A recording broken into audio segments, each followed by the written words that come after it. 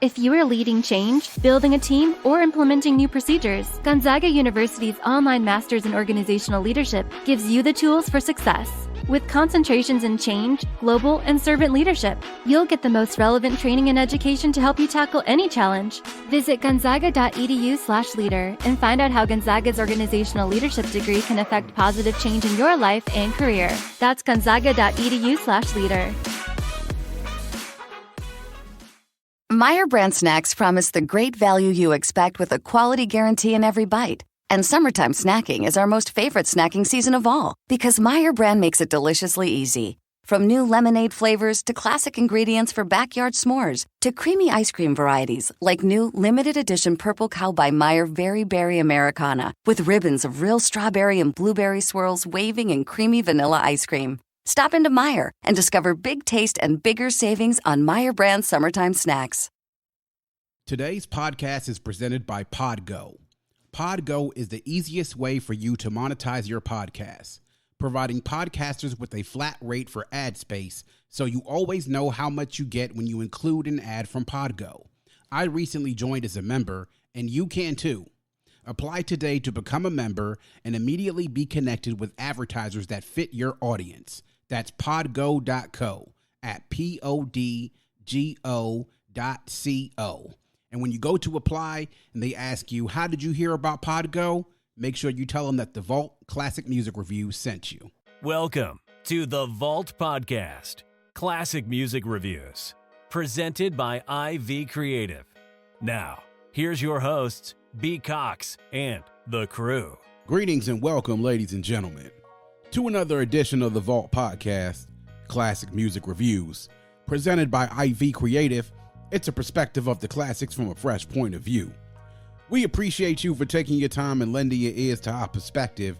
You could be anywhere listening to anything, but you're right here with us, so we thank you. With you today is yours truly, B. Cox, and I have a very special guest today, but before I get to that, I want to give a special shout out to all the fans listening stateside and worldwide, checking out all of the social media channels, listening in on any platform or whatever it is you listen to, and of course supporting the Vault Classic Music Reviews wherever you go. Appreciate all the support, guys. We've had an outstanding start to the summer so far, and there's so much more to come, including some bonus episodes of our summer series, which we will have in a few weeks coming up. So thank you all once again for all the support that you give the Vault Classic Music Reviews podcast. And today, we have a very special guest here in the Vault. Periodically, we have special guest reviewers to come in and give their perspective on the classics as we chop it up always. And today I have a very special guest. None other than 12 Cal of the 12 Cal podcast. Of course, you can catch Cal on the 12 Cal podcast on any platform where you find podcasts. Cal and I have grown a very good rapport. I've been a guest on his show, and we're going to chop it up over this review. We sat down and talked it up on our upcoming review, and here's how it went. And joining us here in the Vault for the very first time, he's a friend of the show. Nah, I'm lying. Actually, he's more like fam of the show. And any of you who follow me on social media know him well and know his show well, because hopefully you're following him and also listening to him as well. He does some dope content. And of course, we like to welcome him. I was on his show last year. I've always listened to his shows. He always gives me great feedback, shouts me out on Twitter. So I'd like to welcome into the Vault for this next review that we're doing right here. Of course, one of the most interesting men in podcasting. As you listen to some of his episodes not too long ago by his new nickname, the Miak Mac, the pride of South Carolina State in Orangeburg, South Carolina, none other than 12 Cal from the 12 Cal podcast. Cal, what's good, homie? What up? Yeah. What up, B. Cox, man? What's going, man? Thanks for having me on, man. I need to record that intro and send it to my wife. What's good, brother? Hey, look, no matter what I say or what I do, I will never hype you up as much as she will. So, if you're listening, Miss 12 Kyle, hey, listen, you got it. No doubt, man. Thanks again for having me on, man. I'm looking forward to this, man. Yeah, man, definitely. We love having Kyle on, love his perspectives. Kyle, for those of you who don't know, on his podcast, the 12 Kyle podcast, you can get into wherever you get podcasts and you can listen to him. He's been doing it for a while. He does a lot of hip-hop related topics. Kyle is a connoisseur of music as well. We did a review last year of Common's like Water for Chocolate for its 20th anniversary. And it was such a dope one that I was like, yo, I don't think I need to record one. You know, we had a very in-depth conversation. So Kyle, I respect, but that's not just hip hop that Kyle does. He does R&B albums as well. And it's not just music, because Kyle has some very interesting takes and tales and very interesting discussion topics. Everything from situationships to breakups to ghosting to things about his times at South Carolina State. Well, some of my favorite episodes of him are about, a few of them were about game day, how it was in South Carolina State. Kyle, you know, you played for the mighty Bulldogs of South Carolina State in the MEAC. You know, did very well there. MEAC champ, Black College National Champion, all that, you know. Times about the things in the dorms, things that I related to well, being a graduate of the illustrious Morgan State University myself. Shout out to Morgan State. Indeed. So definitely make sure y'all go check that out. Now, I don't agree with everything that Kyle has said. I agree with about 98% of the things that he says. The one thing that I think I have a point of contention that Kyle and I have is the fact that he, for some reason, thinks in that logic upstairs in his brain that D'Angelo's brown sugar is better than voodoo. I don't know. I don't know how. And if any of y'all out there listening on social media can reason with me that you get Kyle's logic, I'd love to hear it. Y'all know where to find us. So No doubt. But today, Kyle, we got you on for another review. Of course, you know, our motto here on the Vault is hashtag open the vault, hashtag nothing but the classics. And we're going back, and we have a recurring theme today because one of the years we're covering is 1996. And this time period in particular was a very loaded time period because of the times and the albums that came out. So we're going to go back to July 2nd, 1996. And we're going to take a look back at a group now that this is their third time on the Vault that we're covering them, and the second time this year.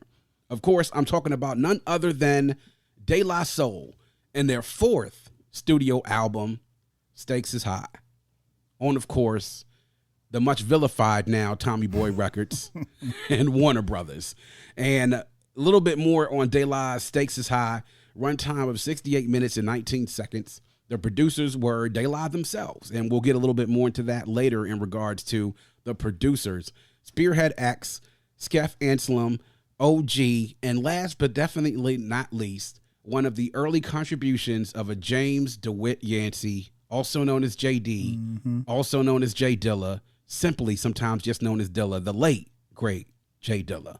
So here we are, Kyle. 3 singles off of Stakes is High. The title track, released on June 17th, 1996. It's So Easy, Hot, released on later on in 1996, and then 4 more, which was actually featuring Janae, which was on track number 12 on this one as well. So this album, Kyle, we're going to sort of just get into it. And we talked a little bit about the production, and I wanted to go into a little bit of the background of why a familiar name isn't on this track list. It's Prine Paul. Now, we all know Prine Paul was the architect of the production of much of their first 3 albums, 3 Feet High and Rising in 1989, De La Soul is Dead, which came out in 1991, and then Buhloone Mindstate, which came out in 1993. They decided not to go with Prine Paul with production on this album, and I'll give a few anecdotes about that a little bit later on. This actually came out the same day as the album that we did last week, which was Nas, It's What's Written, and a week after Jay-Z's Reasonable Doubt. And really in a time period where I would say starting from the beginning of June to like the middle of July, where it was just straight heat, every single album released Tuesday coming out. You really had to pick and choose unless you had deep pockets to go out there and grab every single album at the record store when the albums came out, you know? So 96, man, at this point in time, this is a summer in 96. I want to go back and talk to you, man, about your recollections of that time when this album came out.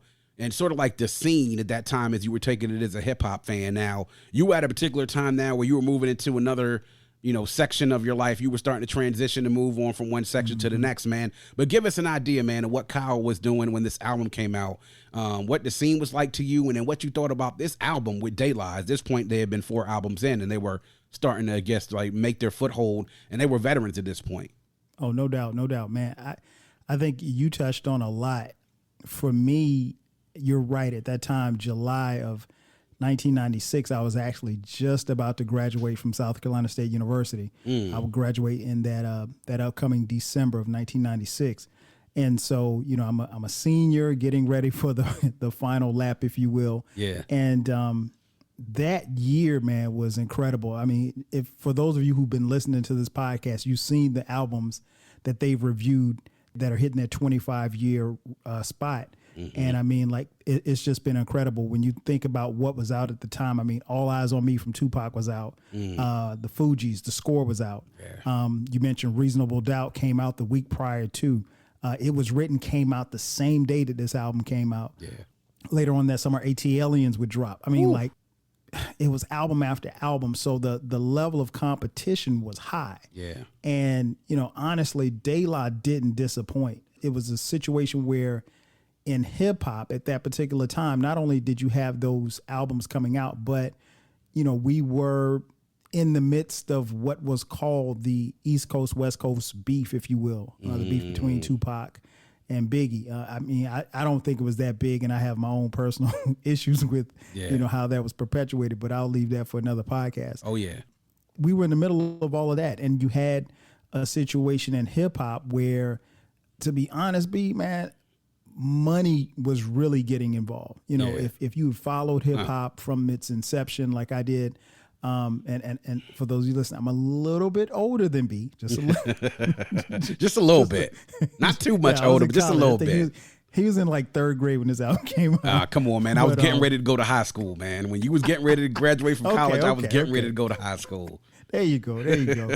So yeah, it was different, you know, and up until that time, up until like the mid 90s, there wasn't really a lot of money involved in rap, and then what became obviously hip hop. But it wasn't a lot of money involved in, and when money started to come around and come into the genre and into the culture, quite frankly, things changed, right? And I can't necessarily say that all of the things that changed were for the better, but things changed. And so in the middle of all of that, you have this rap group who, in my personal opinion, their first two albums are certified classics. Yeah. And then a third album that was a very, very good album. It was hard to, you know, it was hard to stay on par with those first two albums. But and then they dropped this fourth album in the midst of all of this that's going on. And, you know, there was a little bit of chaos in hip hop at the time. And De La Soul, they weren't on the anybody's side as far as East Coast and West Coast. De La had somewhat of a beef, if you will, with the direction where rap was going.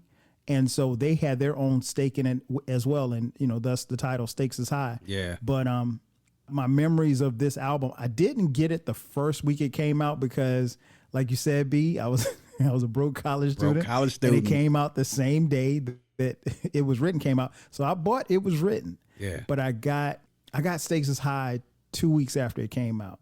Yeah, I was doing whatever I could to, you know, scratch up a few coins so I could get enough money to buy that album. I understand the struggle, brother. I was there, man. Yeah, it was, you know, $10, man. It'll go a long way for a college kid. Yeah. So, but yeah, De La was in the middle of it, man. And I just remember, and I know we'll talk about it, but I just remember the, you know, first couple of listening to it, man. And I was just blown away. Yeah. And I was just like really, really surprised at where they were. And they were one of the few groups at that particular time in hip hop. And not only that, but they were getting better and better with each album. Yeah. And, you know, the more and more I listen to it, the more and more I love this album. Yeah. You know, the title is appropriate. Stakes is High. And the title track, you can tell by the words when you hear Paz and you hear Dove talking. You hear the message of how high the stakes were for them. And we talked about Prine Paul not being on this album. An article with OK Player, they interviewed all three of them, Maceo, Dove, and Posnus. And they talked to them, and they said as far as like when this album was coming out, what Paz was saying was, you know, Buhloone Mindstate, when it came out, was an album that a lot of people liked, but as far as sales were, wasn't really doing that well. And they had Rush Management and Russell Simmons and Leor Cohen, who were, of course, of Def Jam, pretty much coming to them and telling them as management, like, look, you know, y'all got to tighten your belts, man. You're going to have to get out there and get this done while you guys are out there on the road. They're sitting there, they're performing and touring, trying to make a little bit of coin, obviously, because nobody was making money off of record sales. At least artists weren't. And, you know, Wu-Tang has sort of came out into the mix. You had Biggie sort of emerge. You had the West Coast was still sort of on that grass from that, like, that 92, 93, 94, Death Row rise, the Bay rise. And then out of nowhere, you have these kids from Atlanta called Outkast sort of really start to rise and take the South into another direction that people hadn't seen Southern rappers ever do before. So the game definitely was moving in a bit of a different direction. What Dove was saying at that time in this same article was they were like sort of looking at each other like, yo, man, this could be it for us. Like, if we don't pull something together, this could pretty much be it. And our listeners don't bite on it, this could be it. Meaning that this is done, it's over, finito. And when it came to Prine Paul, when they were trying to get things going for the album, Paul would bring them things and they were just like, yo, this is a little bit too, it's too zany. It's still a little bit too funny. And we're not really catching on to what it is you're doing. And after a while, he was just like, all right, look, you know, he was doing what he was doing at that time with the Gravediggers. And he said, you know what? Y'all go ahead and take the lead on this, man. I got it. I'm going to step back because y'all need to go ahead and take the direction of this because this is an important album for y'all. And you can sort of hear in the tone of this. I mean, each one of their albums, like you mentioned, they get better with each album, but then I think every one of their albums has a significant message in it. And 3 Feet High Rising, they're on the scene.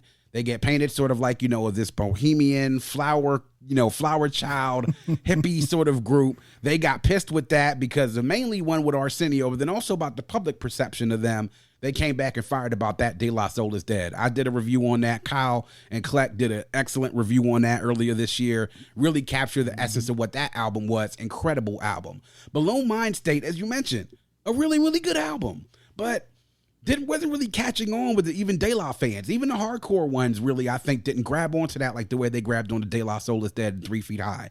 And by the time this came around, I really felt as though they had, you know what, I'm sick of it. I'm sick of everything. You even heard the words that Dove said in Stakes is High. I'm sick of bitches shaking asses. You know, like that type of mentality, the way that Cash was moving into hip hop, you could really hear it in their voice. They were really tired of the way the rap was going, and they were tired of the archetypes that were showing up in hip hop. You hear that a lot in a lot of the songs that you hear. They reference a lot of different rappers in here. We talked about Tupac.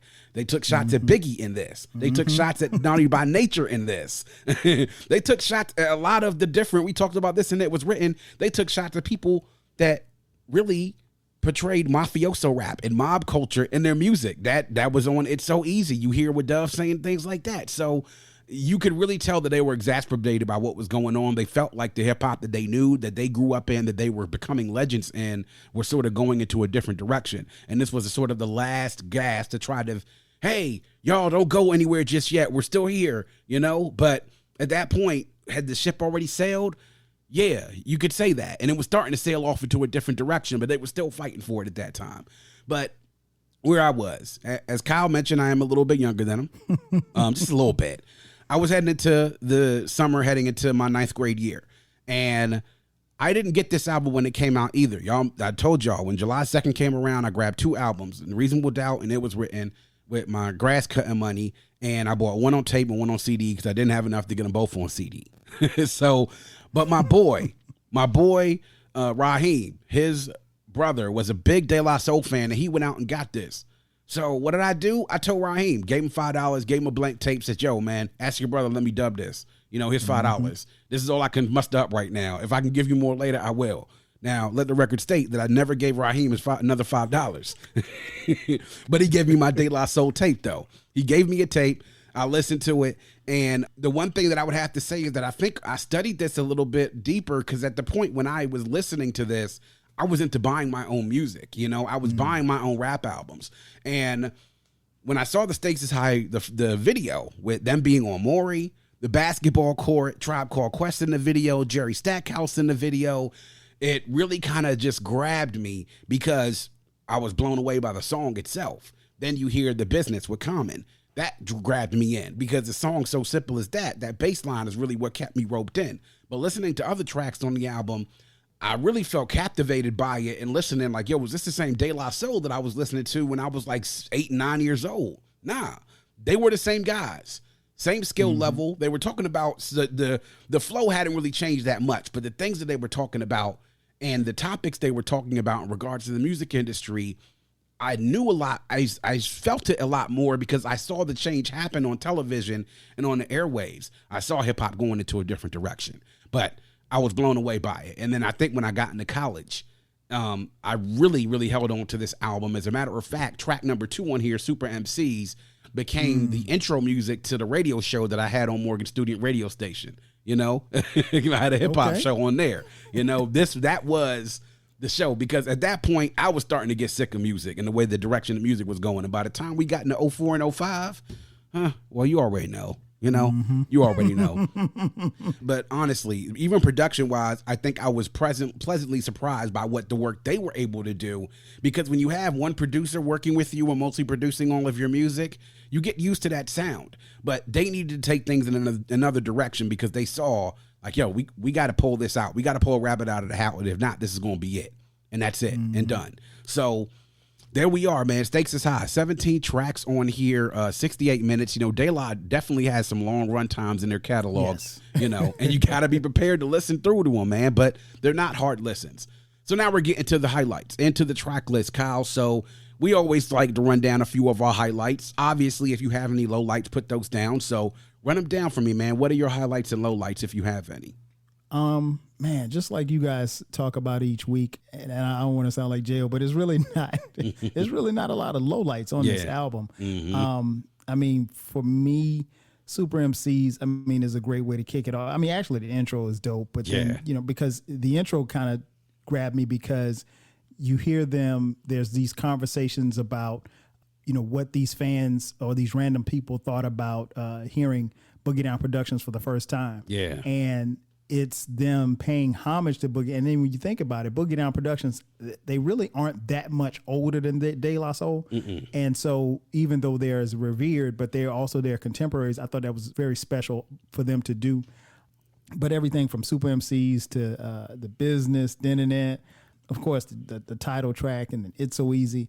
All of those are highlights for me, man. It's even going back, and I still go back and listen to this album quite often. Yeah. Especially, I'll say De La. Well, maybe I don't listen to Buhloone Mindstate as much, but particularly like when me and Eclectic did the review for the other album a couple of months ago or so, I just found myself listening to those first two albums and then this album. Yeah. Just over and over and over again, just remembering and just realizing how much I love those albums. Yeah. But yeah, it's top to bottom. I think it's an incredible album, and it's aged very well, at least for me. Yeah. The only low light I could think of, and it's really not a low light, but I remember the first 2 or 3 times that I heard Dog Eat Dog. Oh yeah. The little dog sound in the background was annoying as hell to me, and I was like, what the hell? Because you know, B. You're when you're a fan of De La, you're gonna hear anything, any and everything they had. I mean, skits galore on the first couple of albums. Yeah. And so the dog sound kind of got on my nerves. It grew on me after a while, but that was probably my only low light on the album. Just that dog sound. But to your point about Prine Paul, I do remember. I was about halfway through the album, through my first listen. I do remember that. And as I was listening, I was going through the liner notes, and I was like, damn. Yeah. Where's Prine Paul? He ain't there. And I was jamming to the album, and I realized that he wasn't on it, because keep in mind, folks, there was no internet. Yeah. So exactly. He had no way of knowing. Yeah. Right.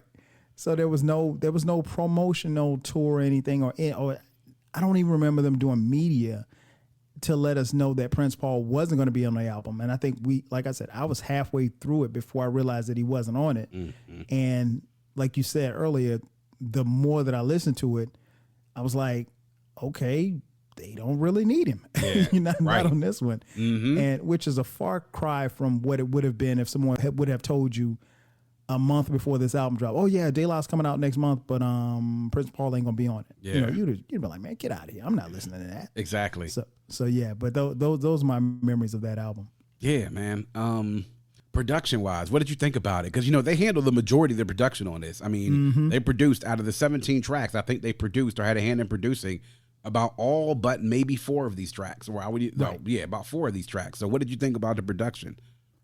I love the production, man. I mean, the great thing about the production on this album is that the production doesn't override what they're talking about. Like you don't you're tuning in for the production, but you're more concerned with what it is that they're saying. And it doesn't override them. It doesn't show them up as MCs. Because, sometimes you wouldn't want to have De La Soul rapping on a Timbaland beat.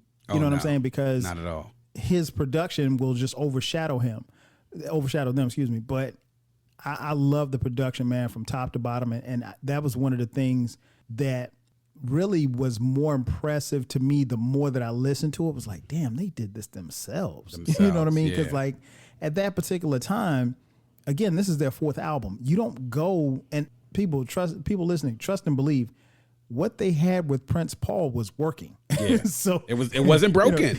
It wasn't broken. So, to B's point, it's rare for you to have 3 solid albums, 2 classics, and then a very solid 3rd album with the producer, and everything is working fine. And you're like, oh, we're going to switch it up. We don't need you. Yeah. Like that doesn't happen. It doesn't happen a lot in hip hop, and it definitely doesn't happen with a group as close knit as De La. But I thought their production was incredible, man. It's one of the main features of this album.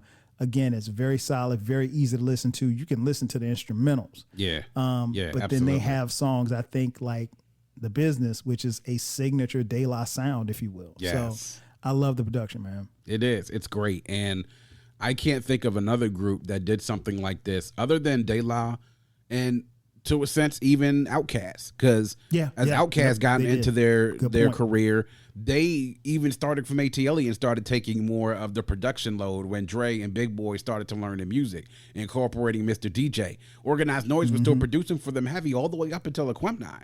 And then after that, I don't want to say the last album, but on Speakerbox and Love Below, they weren't even involved at all.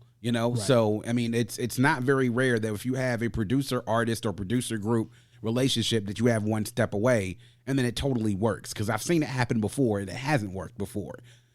My highlights. Well, I mean, like you said, there's not many lowlights on here at all. If there are lowlights, there are moments maybe in tracks, but not necessarily tracks themselves. As I mentioned, Super MCs, that was my theme song, and going into from my radio show, The Business. Like, there are certain instrumentals that when I think and hear, I think 90s hip hop. Like, there's probably like a list of maybe, I would say between 30 to 40 hip hop instrumentals that I listen to that are like, okay, this is a signature 90s hip hop instrumental. When I think this, I think 90s hip hop. The Business, that instrumental, I remember it because of the song and because it had Common on it. And I remember being a big fan of Common from listening to Resurrection and, knowing his work a little bit more. But then this was also a song that was a Common when they had the freestyle folks that used to come on the radio on up here in 93.9. This was a regular staple for freestyle tracks that they would let people spit on. So that grabbed me, being into music and also wanting to rhyme and produce myself. I got to give it to you, man, with Didn't It? I mean, it's when you read it, it's just like, what is that? Is that? And then like, just listen to the song. It, to me, gives such a smooth vibe, Another 90s staple, the kind of sound that you hear. I mean, gives such a smooth vibe to it. That produced by Spearhead X. Long Island Degrees, I think, is a very, very underrated track. If you were to talk to anybody who listens to that, very prolific MCing on this. The beat is just great. I think this is even the track afterwards when the guy talks about, you got the guy afterwards when he asks him, I don't like rap music. Nope, I don't. Why? It's not music. It's just niggers talking. That's it. That's the only thing it is. That's just, that gave me a good laugh. Yes.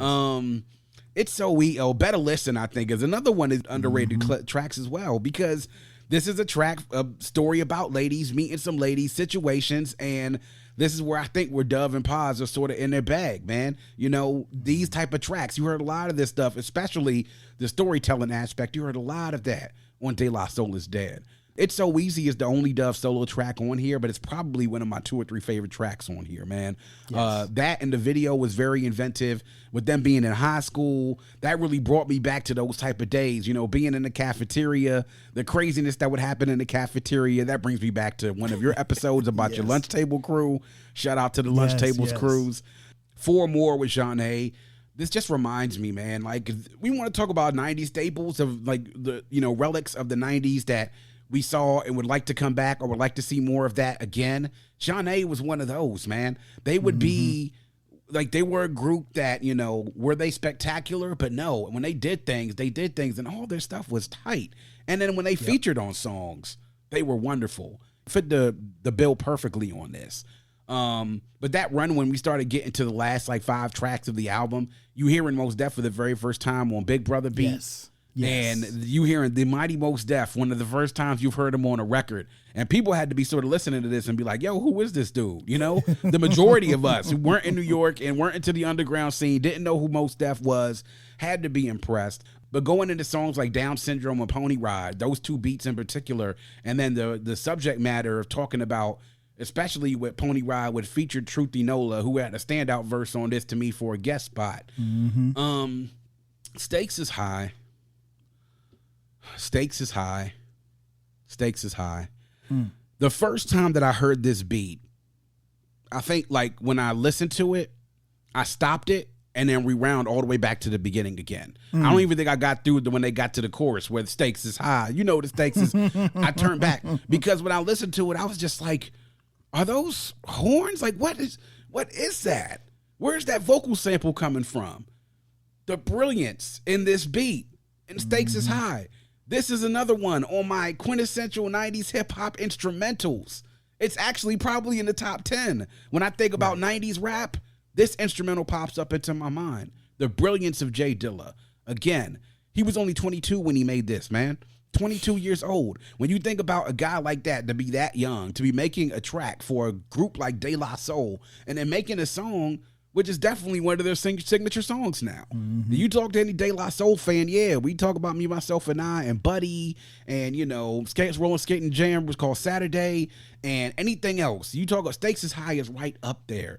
And the subject matter in Stakes is High, that's where you really can sort of tell, man, that they were angry. They were sick of everything and how the direction of hip hop was going. And the lyrics sort of tell you that, you know, beyond, you know, the whole thing about love ain't here to make the way to make it anymore. You talk about issues like race. A meteor gets more respect than my people. You know, I mean, things that when listening to this track, and this album turned 20 in 96, that summer of 2016, when we talk about how in race relations in this country was a really, really tough summer. That was the summer Alton Sterling got killed. Philando Castile got killed. This came on the radio the few times I've listened to the radio that year, and I was reminded, man, at how the title was appropriate because of the times then and the times back in 96 of what they were talking about. But a standout, one of my favorite De La Soul tracks, probably in my top 3 all time of De La all time. And then I think a great way to close the album out was Sunshine, man. The way that they closed that track out, that beat and the sample that they used on that, taking that from the Commodores. You know, a very, very interesting choice for a sample, and then closing it out with the guy saying, I remember when I heard 3 Feet High and Rising, I was like, and then it cuts off, you know, and then it cuts off, leaving that open to interpretation. So yeah, there's not really a low light on here. I do have to sort of agree with you on the fact that the dog barking, but I think that the dog was a symbolic thing that it hasn't necessarily been noted in anything that I've read before. But I can't help to think that they were talking about Snoop, you know? Okay. You know, I never pulled that, but I can see that. Yeah. And I mean, the references in here that they talked about Biggie and they, you know, and they did it on a song here. And the reference was, I've got questions about your life if you're so ready to die, on Long Island Degrees. Yes. Long Island. I mean, there were a couple of, you know, this album, because of the things that they said, there was a lot of blowback they got from this, you know. Pac, as you know, fired back at them on his album. Biggie sort of had some things sort of to say about them, as other people on Kick in the Door. You know, Naughty by Nature took some offense to this based on some things that they did as well. And, you know, Tretch and Pac were homeboys. So that beef sort of permeated between two, like, people who were like, nah, we're not taking this line down. But I feel like this album, production-wise and lyrically, was like them getting everything as is they needed to get off their chest, you know? And I feel like it's sort of like, if you're going down, I'm going to make sure I'm taking everybody down with me. That's sort of the mentality I got out of this, man. Brilliant production, though. Jay Dilla aside, I think all the producers on here, Maceo didn't even rap on this album. He appeared on one skit. That was it. But other than that, he mostly worked behind the boards, the productions and the turntables. He was the one doing a lot of the work. And to me, that formula really worked well for them. You know, he didn't necessarily have to work because he was doing a lot of the heavy lifting when it came to the production. So, Kyle, we get into notable quotables, man. This is where we dig into a memorable verse or verses that you like. You know, do you have a notable quotable from this album that you want to point out? Of course I do. All right. I got to go, man, right back to the title track, man. The first time I heard it, it really just jumped at me. And you all are familiar with it, but I'm going to say it anyway. I'm sick of bitches shaking asses. I'm sick of talking about blunts, sick of Versace glasses, sick of slang, sick of half-ass award shows, sick of name brand clothes, sick of R&B bitches over bullshit tracks, cocaine and crack, which brings sickness to blacks. Sick of swole head rappers with their sicker than raps, clappers and gats, making the whole sick world collapse. The facts are getting sick, even sicker perhaps. Stick a bush to make a bundle to escape this synapse. Man, yeah, that stood out to me because, like, what that was saying was the basic message in this album and in this particular song was that, you know, hip hop really was at a crossroads. Oh, yeah. Everything that he talked about in that verse was happening, and it was the dominant thing. Like, you know, it would be one thing if you turned on Yo MTV Raps or Rap City and see, you know, a West Coast video, excuse me, with, you know, lowriders and gangster rap or whatever the case may be. But their frustration was that instead of it being how it was in 91 or 92, where that might not be, you might see that once in a while, that became the domineering thing, and it became the domineering topic. Yeah. So every song was about bitches shaking asses. Yeah. You know, every song was about getting high. Every song was about slanging crack. And then at this particular time, think about it, 93, 94, you know, Biggie comes through. And we're riding, at that particular time, the shiny suit era. Yeah. It's riding that wave. And so, you know, so now it's about, you know, at one point it was about, you know, guns and gats and all this stuff like that. Now it's flossing. It's about the commercialism. So basically what he's saying in that video, in that song in particular, was that, you know, we're at a crossroads. We can either lose what it is that we have, which is about lyricism, or we can let it go in the other direction and glamorize all this stuff that really ain't got nothing to do with rap. Yeah. And that be the dominant, you know, piece of what it is that is associated with the culture. And De La was really concerned about where it was going.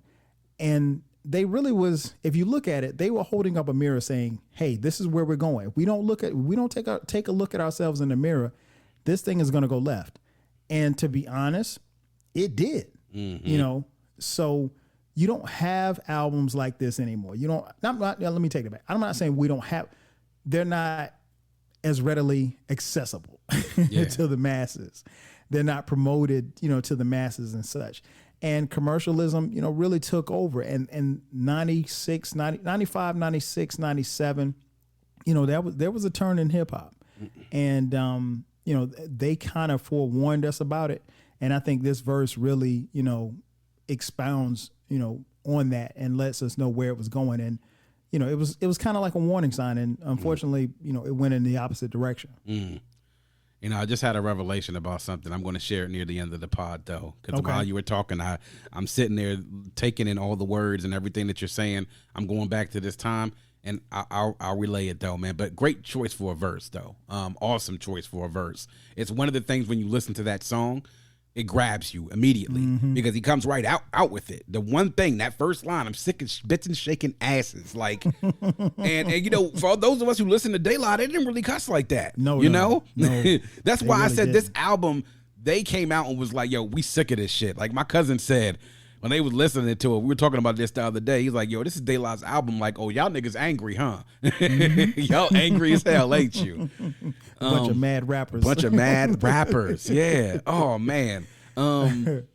Also, when you talked about the whole thing about Versace, this was also the era where hip hop was starting to become, you know, less street and more corporate. Like, look at what started happening around the early 90s into the mid-90s. Rappers was rocking Polo. They were rocking Tommy Hilfiger, Nautica, Versace, Armani, Coogee, you know, all things that we didn't necessarily rock, especially those of us who were into hip-hop culture. But when that happened, you saw the tide start to happen as far as pop culture was concerned. That's how we started dressing eventually. A lot of us did. So it all had implications. One of my notable quotables that I had comes from It's So Easy. And of course, this is from Doves. And it's about the second part of the second verse. He said, you know, see, them Cubans don't care what y'all niggas do. Colombians ain't never ran with your crew. Why you acting all spicy and shiesty? The only Italians you knew was ices. Niggas price me. I'm keeping it clean like a washing machine, and go get your locomotion run into full steam. I'm sending out greeting to my man Dasim. I got a child, so I got to get the green. And I mean, we talked about them attacking the mafioso rap. It's the same exact thing. Cubans don't care what y'all niggas do. Colombians ain't never ran with your crew. And why you acting all spicy and shiesty? The only Italians you ever knew was ices. Niggas price me. I mean, this is a direct shot across the bow to so many people that were, you know, talking about Gambino and Gotti and, you know, that they was hooking up with Cubans and getting Colombians to get the coke and whatever, and they gonna push it on the streets and everything, and they like, man, shut up, man. Y'all don't, them motherfuckers ain't caring about what the fuck y'all doing, man. Like, why do you care about the Italians? This was another big thing in hip hop, is that the glorification when mafioso rap sort of made its way into the mid-90s, and how we sort of forget is that, man, things were very dicey, especially in places like New York, between like Italian Americans and African Americans, in particular those who were in the mob, how they viewed African Americans. So it's something that, you know, would resurface a little bit later on. But that whole track to me was great. I love Dove being on there. I think that he got a chance to really shine there. If I did have another notable quotable, it would definitely be Pause. And this whole thing is what he was saying. He's like, man, life can't get all up in your ass, baby. You better work it out. Let me tell you what it's all about. A skin not considered equal. A meteor has more right than my people. Who be wasting time screaming who they hated. That's why the native tongues have officially been reinstated. A meteor has more right than my people. I mean, this is why this is one of my favorite De La tracks, man. This message over that sound, over that instrumental, is really what kind of helped to bring that message full circle. You know, it's about love for cars, love for funds, loving to love mad sack, loving to love guns, love for opposite, love for fame and wealth, love for the fact of no longer loving yourself, kid. We living in them days of the man-made ways where every aspect is vivid. These niggas no longer talk shit, yo. These niggas live it. So, you know, yes, it's, whew, man. That's all you can say. You know, it's I would love to say that I think that music is being made this heavy still, and I think some of it is, but not nearly enough of it is being made this day. You know, it's not. It isn't. And it shifted, and you know, hip hop heads like me and you and the rest of the crew and many of the people that listen to this podcast, we know it's not like how it used to be. But when we hear stuff like that, it takes us back. Yeah, it does. It does. It definitely takes us back. And as we move from notable quotables into this sort of next discussion topic, I've read a lot of different articles, especially around the time when an album's anniversary is coming up. I put a lot of these links inside of my show notes, and I use a lot of them for research because I like to see a lot of perspectives of people, especially in the time when you sort of get into the time where I like to say when albums start to age. And you said, Kyle, that you think this album is aged incredibly well. I'm seeing a lot of the same sentiment from people about how well the album has aged. And depending on if you're talking to people who are quote unquote De La fans or ones who are not, the opinion on this may vary a little bit, but I think everybody sort of understands that it's important. As a matter of fact, I think somebody said that, you know, in one article that I was reading, they said, you know, De La might not have put out an album in stakes as high that many of their fans will think is their best, but there are many that can actually, depending on if you're a certain age, can argue that this album is as important as any album that they've put out in regards to the subject matter that they were talking about, because it was really prophetic in some sense, you know? Mm-hmm. So it was really prophetic in some sense. So in reading a lot of the articles and seeing some of the feedback that I've seen on Twitter, and you know the minefield that Twitter can be sometimes, especially when it comes to talking to hip hop, man. And I got into it with some guy about it was written and the, you know, how it was perceived back then versus now. And I really feel when it comes to this album, I feel that even so, I think even the perception of this has changed as time has gone on. I would say that some people, when this came out, wouldn't necessarily think that it would put it in the category where they would consider it either to be great or elite. I think a lot of people thought that it was really good. And I think at that time, it suffered from the fact that a lot of people thought that De La were hating. You know, we talked about that last week in my podcast, how the term hater, and then eventually, you know, I blame Diddy for this. Hey, it's easy to blame Diddy. He's an easy target.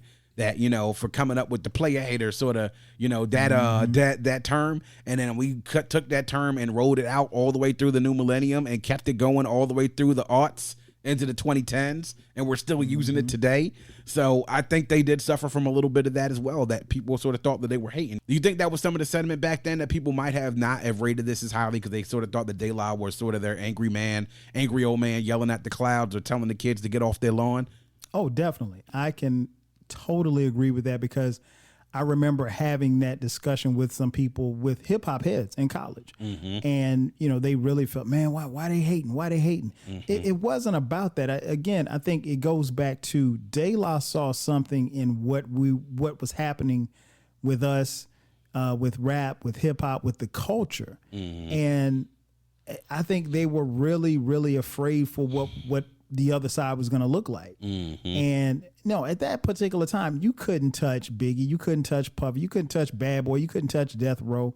And so they weren't a commercial group that, you know, sold millions and millions of records. We know about their history with Tommy Boy, but so where from the perch in which they stood, I can't even. I was about to say I can understand why people took it as hate. I still can't fathom why it came off as hate. They were just trying to protect what we had, and the authenticity of hip hop, and the some of the values that we had in hip hop. They were trying to protect that. Yeah, and I think they got, you know, shunned for it to some degree. But that still does not take away from the fact that this is an incredible album. Yeah, it is what it is. I mean, like you said. There were some sneak disses on here, but they never mentioned anybody by name. Yeah, exactly. They never called anybody out. If you got hit by the rock that was thrown, you knew who threw it. Yeah. De La Soul threw the rock, and you probably deserved to be hit. Exactly. But I think they were really trying to protect what it was that we had. And, you know, like I said, I was older than you, but I do remember, you know, heads like myself. There was some serious concern, and I don't know that we've really examined that part of hip hop history. Maybe it's something we'll talk about on a podcast or something, but that necessarily it was a great time, but it was also probably for hip hop a huge time of uncertainty, because especially with the East Coast, West Coast thing bubbling, granted, Tupac would get shot, you know, a couple of months later after his album dropped and killed, and Biggie the following March. And then that really sent hip hop into a tailspin. But De La, you know, they saw a lot of this stuff kind of happening. And then what they were trying to say was, we don't want to go to that. Let's get back to rapping. Let's get back to just, you know, like you mentioned the It's So Easy video. And that made me think, like, De La's videos were fun. Yeah, they were really fun. Really fun. Really fun. Like, and they were having a good time. You never saw, like, scantily clad. Now, don't get me wrong. I'm all for the twerking and all that stuff like, but right. I mean, that's not De La's, you know, that's not their steez. That's not how they get down. But, you know, everything has its place. And I think De La in the lane that they ran, I think they ran a good race. And I mean, again, I think this is an incredible album, but to answer your question, it wasn't hate. But I do know that people, hip hop fans, particularly those fans who weren't hardcore De La Soul fans, did look at this like, oh man, them dudes just hating. They on some get off my lawn type shit. Yeah, exactly. And I think it's sort of like Independence Day, you know, and the guy was sort of telling them like, look, this is what this means. We need to get out in front of this, and we have to get out of here right now. and nobody's listening to them, right? But what happens? The aliens blow up half of America, blow up the White House, and then eventually people are like, oh, you know what? That guy was right. And 25 years afterwards, we listening to this album, and those of us who were either outside or even at the window looking outside could sort of be like, yep, you know what? They were right, and they were right after all, because hindsight is definitely 2020. The nugget that I wanted to drop on this is this album and its concept of the message and what they were trying to portray is something that flew over a lot of people's heads, and a lot of people sort of, I guess, overlooked it. To me, I think the concept of this album and the message of what it was trying to portray was beautifully executed, not even 20 years later on Kendrick Lamar's To Pimp a Butterfly, because the message is almost exactly the same. Yep. The messaging is a little bit different as far as the execution, the methodology. The music was definitely different, but the music was exactly the same. And to take it even further, Kendrick wasn't just talking about music. He was talking about so many different other things other than just music and To Pimp a Butterfly. So if I were to draw the parallels between those two, between Stakes is High and To Pimp a Butterfly, I think that's really the concept, and what both were trying to accomplish was definitely executed. The execution was so much more better with Kendrick Lamar's To Pimp a Butterfly, but both of them had the same exact message, in my opinion. So, so now we get here to the end, to the test, the true test, the test of time, to see what it is. Kyle, do we think it's a certified classic, borderline classic, a classic just in its time, or not a classic just at all? And of course, we rate these on how strongly we feel about it, 7 to 10. 7, you don't feel as strongly, and 10, you feel very strongly. So 12, Kyle, what say you about Stakes is High and De La Soul? Oh man, this is, it's funny when you reminded me that we were going to do this, and this is the first question that came up before I even saw the outline or anything. That's the first thing I thought about. Yeah. Because I listen to you guys, I listen to you guys every week. Hey, appreciate it. And I'm always interested. I mean, I listen to the podcast all the way through, but I'm always interested in this particular part of the podcast because I try to figure out which one of the guys, or if who will, say the same thing as far as rate it the same way I would. This one, because I am a stickler for the word classic, I don't think it's a certified classic, but I do think it's a borderline classic. I think if we were giving it mics, like the mic system in the source, I think it's a 4.5 mic album. Yeah. Which I think is pretty damn incredible if you had a 5 and a 5 and a 4, and then you come back with a 4.5. Yeah. Which is how I rank those, their first 3 albums. So I can't call it a classic, but I will say it is a borderline classic, a phenomenal album that, like I said earlier, holds up a mirror to hip hop and says, hey, this is where we are, and this is where we can go if we don't tighten shit up. And we really didn't tighten shit up, and we went the other way. Yeah. And, De La Soul, again, as you guys have said before, ahead of their time. Yeah. Another album that is ahead of their time. And, when you look back on it and you think about like we talked a little bit about earlier, they did this without Prine Paul. I mean, to me, that says a lot. Yeah. That's, he's a member of the group, really. Yeah, exactly. So he's plug 4. So right. You take away the plug 4, exactly. You take away plug 4 and you still have a phenomenal album. So yeah. Long way to answer the question. Nah, but that's I'm perfect. saying it's a borderline classic. That's perfect, though, and that's perfect in the explanation. And I actually agree with you. I would have to say that it's a borderline classic as well. I am a 10 out of 10 on that answer, that it's a borderline classic. Yeah, I'm a 10 out of 10 too, because I feel as though it's right up there. Taking the time and when it came out, and also looking at their previous catalog and what they put out previously, I would have to say this is a borderline classic, but I think for the time it's appropriate. And I think also in the way that it's aged, and also the way that the perception has improved as well. I talked about a lot about this in Reasonable Doubt, and also It Was Written. Both of them took massive jumps from when they first came out to the way that they're being perceived now 25 years later. I think it's the same way here with De La Soul. When you take away a piece like Prine Paul away from the group, and you have the group handling the majority of the production themselves, being able to stick in pieces here and there. There wasn't a bunch of features loaded on this. You know, you got some of these albums, especially in this time during the 90s, where some people overdid it with some of the features, man. They didn't overdo it with here. All the features were well placed. They all fit, and they all were perfect for what they needed. And the message to me to hear, I mean, we talk about the messaging here. The message here is definitely certified classic material.